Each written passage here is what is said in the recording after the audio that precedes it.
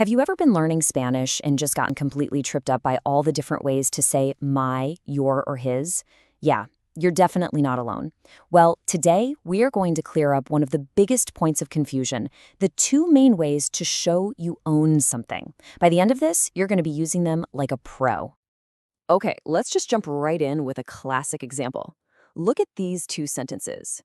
Esta es mi tarta, and esa tarta es mía. Now, they both mean this cake is mine, and they're both 100% correct. But one uses me and the other uses mía. So, what's the deal here? What's the difference, and how do you know which one to use? That is exactly the puzzle we're going to solve today. So, here's our game plan. First, we'll look at the two kinds of possessives. Then, we'll meet the specific forms for when there's one owner and when there are multiple owners. And finally, you get to put it all into practice. Let's do this. All right, first up, the big idea. Spanish basically gives you two different toolkits for talking about who owns what. You've got your unstressed forms, which are called átonos, and then you have the stressed forms, the tónicos. And this right here is the number one difference, the key to the whole thing. It's all about where they go. The unstressed ones, like in mi bicicleta, they always go before the noun. Easy enough. But the stressed forms, the ones we're focusing on today, like in la bicicleta es mía, they come after the noun. It's just a simple change in word order, but it adds this whole new layer of emphasis. So let's get a proper definition for these guys, the posesivos tónicos. They're pronouns that follow a noun, and their main job is to put a little extra emphasis on who owns it. But here it is, the golden rule, the one thing you really gotta remember. They have to agree in gender and number with the thing that's owned, not the person who owns it. Let's see what that actually looks like. Okay, let's really drill down on this agreement rule, because once you get this, you've pretty much cracked the code. This is the key. You know, I'm putting this all by itself for a reason. If you only remember one thing from this whole explainer, make it this. The pronouns gender and number follows the object, not the owner. So if you're talking about a masculine object, like el libro, your pronoun will be masculine. If you're talking about a feminine object, like la casa, the pronoun's gotta be feminine. It is all about the noun. All right, now for the fun part. Let's break down the actual forms. We'll start nice and simple, with the cases where there's just a single owner. Let's kick things off with mío. You can see you've got four options here.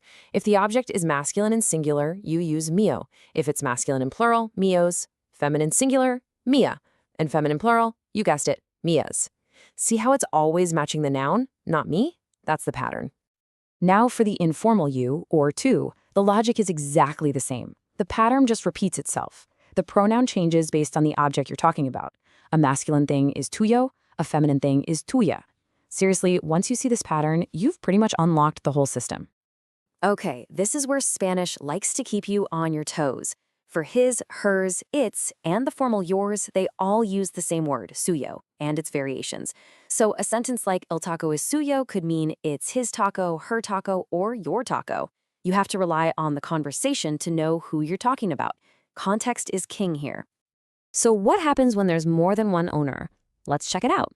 And the best part is, that golden rule we talked about, agreeing with the object, it stays exactly the same. No new rules to learn. When we talk about our for nosotros, it's super straightforward. We use nuestro for masculine things, nuestra for feminine things.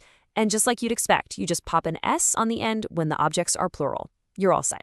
Now for vosotros, which, you know, is the informal plural you that you'll hear all the time in Spain. And guess what? The pattern just keeps on going. Vuestro for masculine stuff, vuestra for feminine. See? Simple. And we're back. To talk about theirs, or the plural, yours, we use that exact same word from before, suyo, and its friends. So yeah, el taco es suyo is a very busy phrase. It could mean his, hers, its, theirs, or yours. Again, context is your absolute best friend. Okay, theory time is over. You've seen all the forms, you know the number one rule. Now let's put it into action. Time to see if you can use what you just learned. Ready?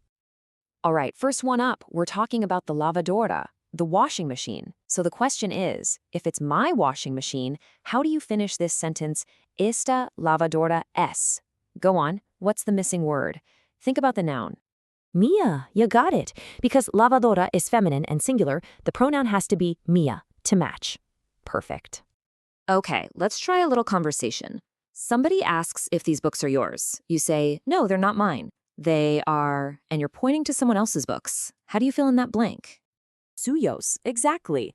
The noun is libros, which is masculine and plural, so the pronoun has to be suyos.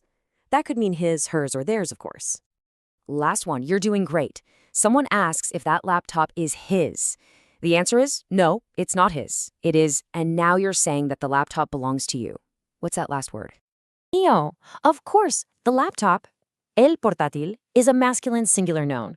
It has nothing to do with whether the owner is male or female. It's all about the noun. Fantastic work. And there you have it, the whole shebang, all in one place. This is your master chart, your new best friend. It has every single form we talked about today. You should totally pause here, maybe take a screenshot. This is going to be so helpful as you keep practicing. So, there it is. You have the rules, you've done the practice, and now you can use these stressed possessives to add emphasis and sound way more natural when you speak.